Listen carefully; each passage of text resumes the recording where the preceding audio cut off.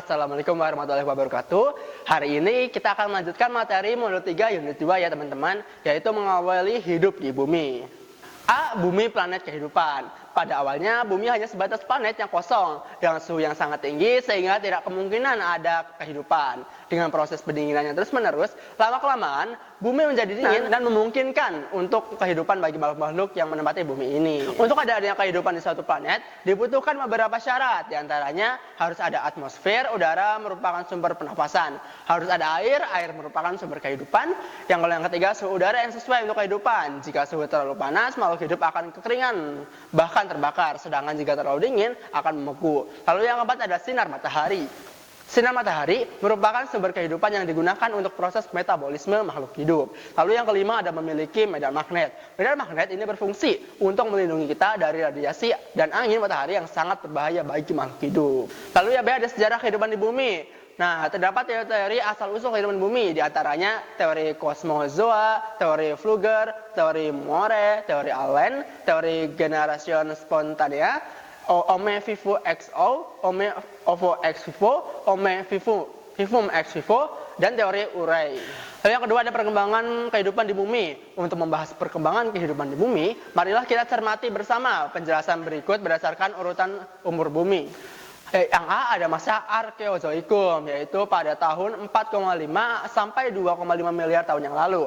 Arkeozoikum artinya masa kehidupan purba. Masa Arkeozoikum merupakan masa awal pembentukan batuan kerak bumi yang kemudian berkembang menjadi lapisan luar kulit bumi. Masa ini juga merupakan awal terbentuknya hidrosfer dan atmosfer. Kita tahu bahwa hidrosfer atau atmosfer merupakan kebutuhan utama bagi kehidupan. Sehingga pada masa ini dapat dikatakan sebagai awal munculnya kehidupan.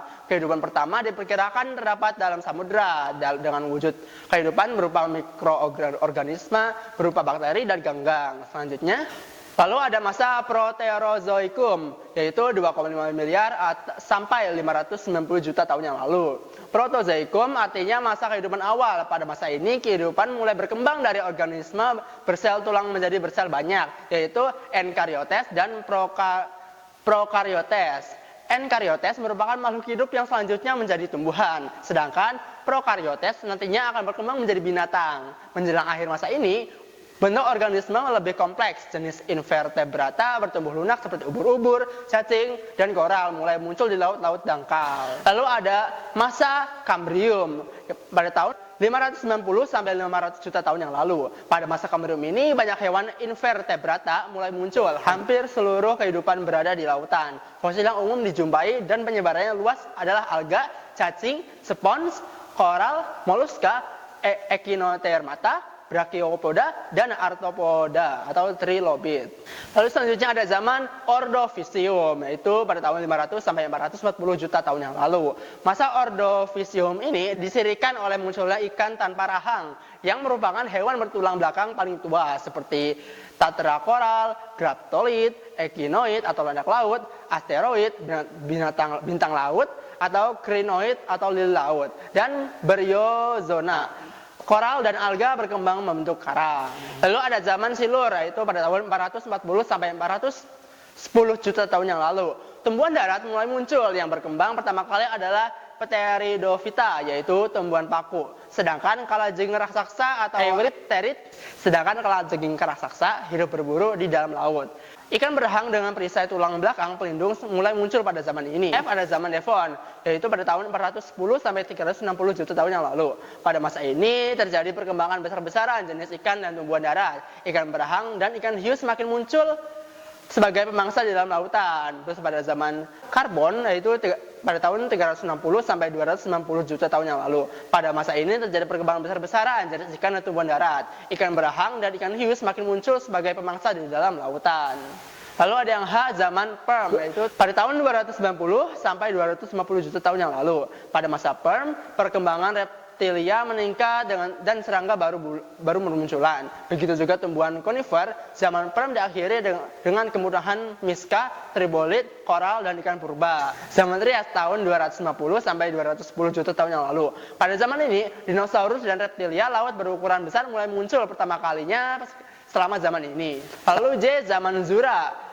tahun 210 sampai 140 juta tahun yang lalu. Pada masa ini dinosaurus menguasai wilayah daratan. Ichthyosaurus berburu di dalam lautan, sedangkan Pterosaurus menguasai angkasa.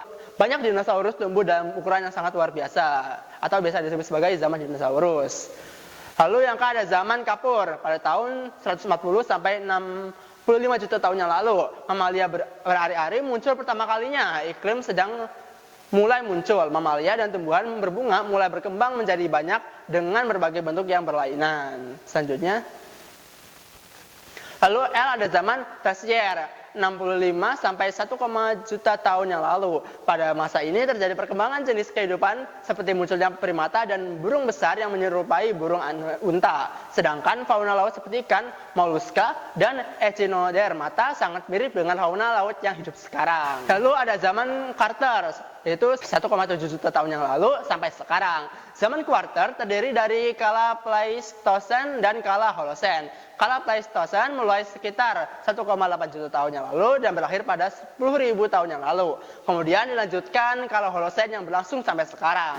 Pada kala Pleistosen, manusia purba Jawa atau Homo erectus dan Pithecanthropus erectus mulai muncul pertama kali. Baik, mungkin itu saja yang bisa saya dapat sampaikan hari ini. Terima kasih sudah menyimak. Wabillahi taufiq wal hidayah. Wassalamualaikum warahmatullahi wabarakatuh.